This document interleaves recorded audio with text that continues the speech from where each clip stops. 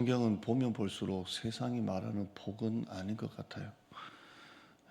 우리가 그 마태복음 5장에 보면 8가지 복이 나오는데 심령이 가난한 자가 복이 있다, 애통하는 자가 복이 있다, 온유한 자가 복이 있다, 의에 줄이고 목마른 자가 복이 있다. 다 그런 복을 말해요.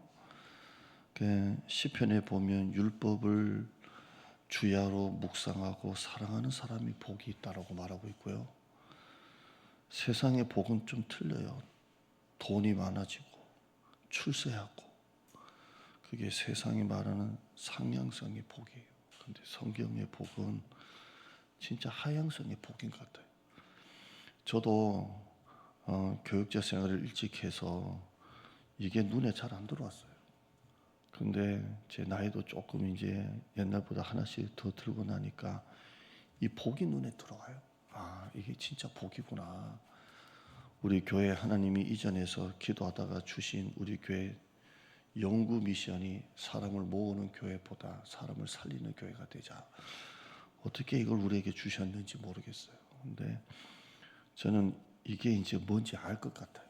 그냥 세상이 말하는 이 상향성, 돈이 많아지고 출세하고 자식이 뭐 잘 되고 내가 누군가에게 뭔가 자랑할 만한 그게 복이 아니라 그건 하나님이 덤으로 그냥 주시는 것이고, 진짜 복은 애통하고 온유하고 깨지고 뺏기고 엎드리고, 이게 진짜 복인 것 같아요. 오늘 여러분 하나님 잘 믿으시는 여러분 되길 바랍니다.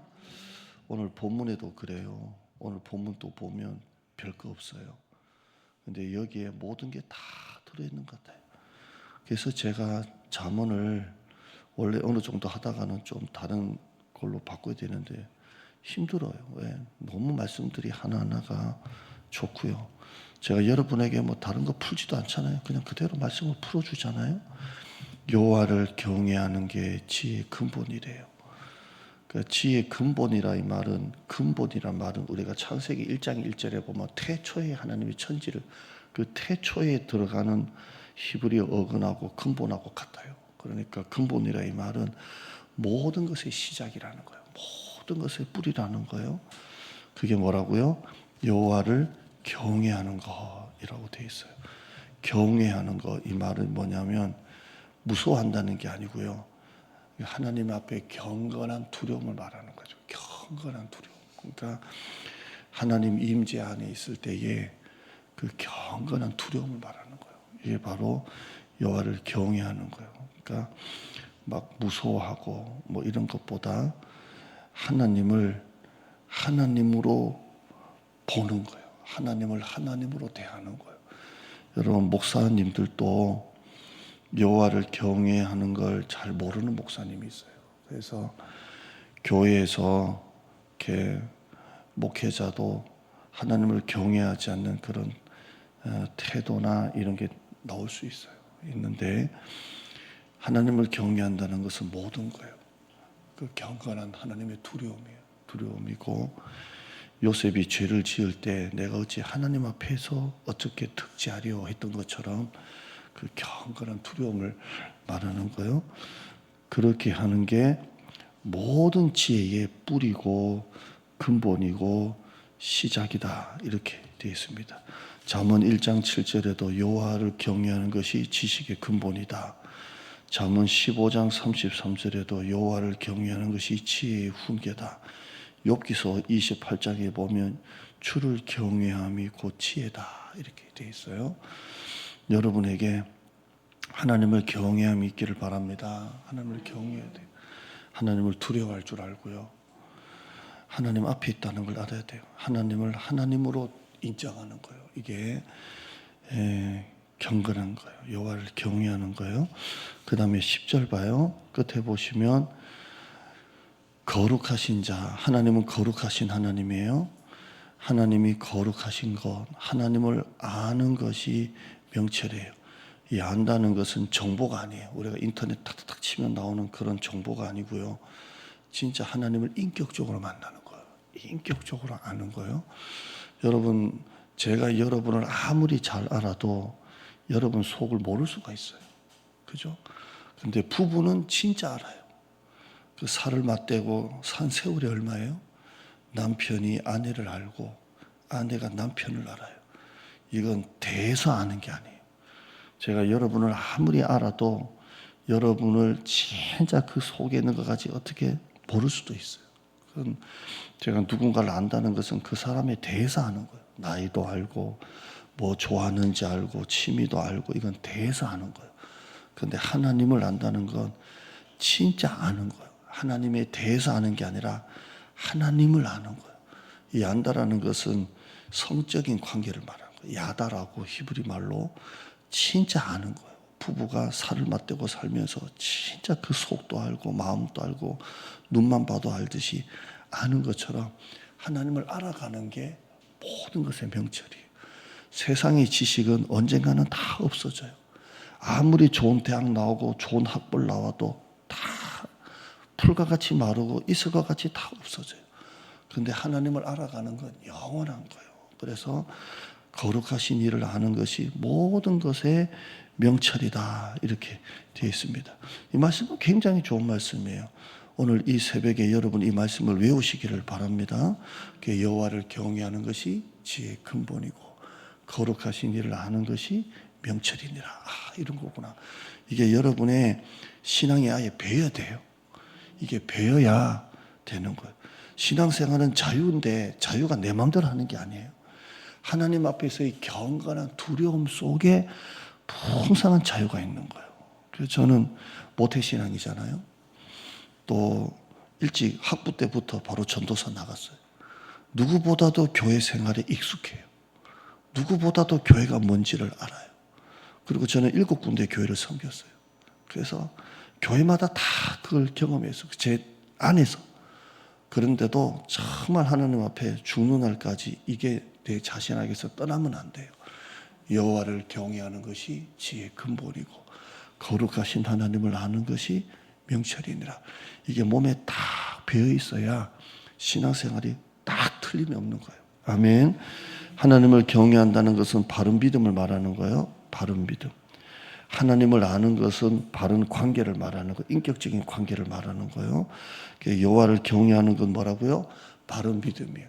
올바른 믿음을 말하는 거, 하나님을 경외하는 거. 그 다음에 하나님을 아는 건 뭐라고요? 바른 관계를 말하는 거예요. 인격적인 관계, 하나님을 잘 아는 거예요. 바른 믿음과 바른 관계가 되면요, 신앙생활에 바른 태도가 나와요. 똑바른 태도가 나와요. 한번 따라할까요? 바른 믿음과 바른 관계가 바른 태도를 만든다. 이렇게 되면요, 예배에 순수함이 있고요, 기도에 대해서 진지함이 있고요, 직분에 대한 진정성이 있고요, 사람에 대한 감사함이 있어요. 이 네 가지로 나와요.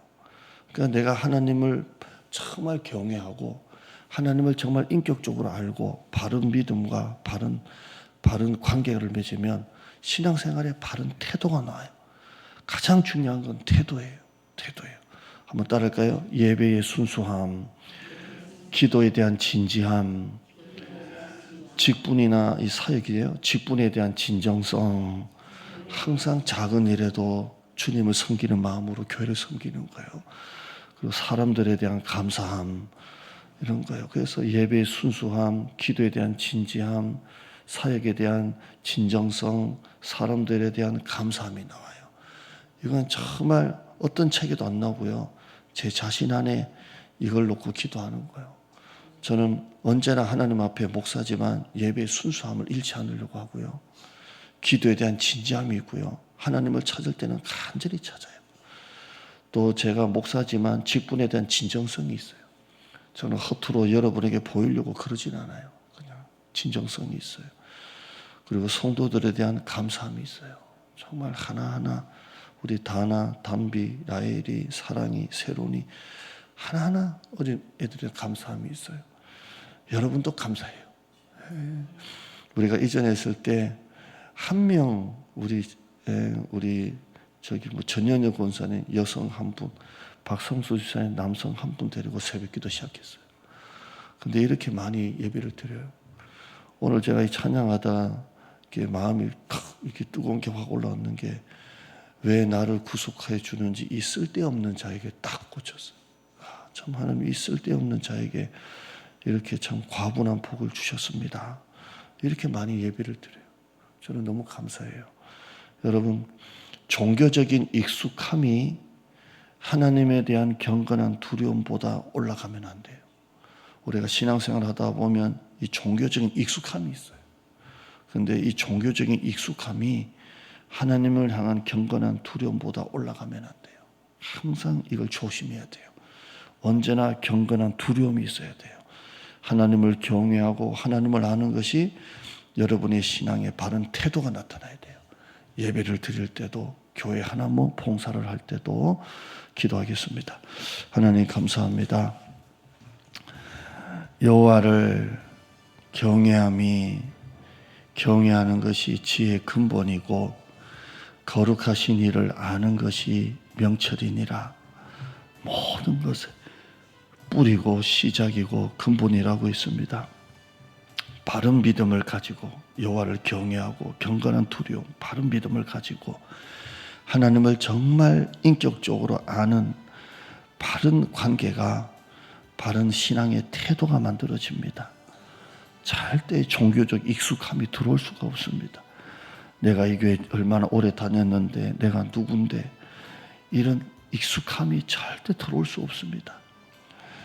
하나님을 향한 경건한 두려움이 종교적 익숙함으로 바뀌지 않게 하여 주시고, 항상 하나님을 경외함, 하나님을 알아가는 것이 내 신앙의 아예 틀이 되게 하시고, 내 신앙이 되게 하시고, 혹시나 내 모습 속에, 지금 내 모습 속에 경건한 두려움보다 이 익숙함이 내가 아예 습관처럼 붙어서 교회 생활을 뭔가 좀 커털먹거리고, 교회 생활을 내가 뭔가 좀 이렇게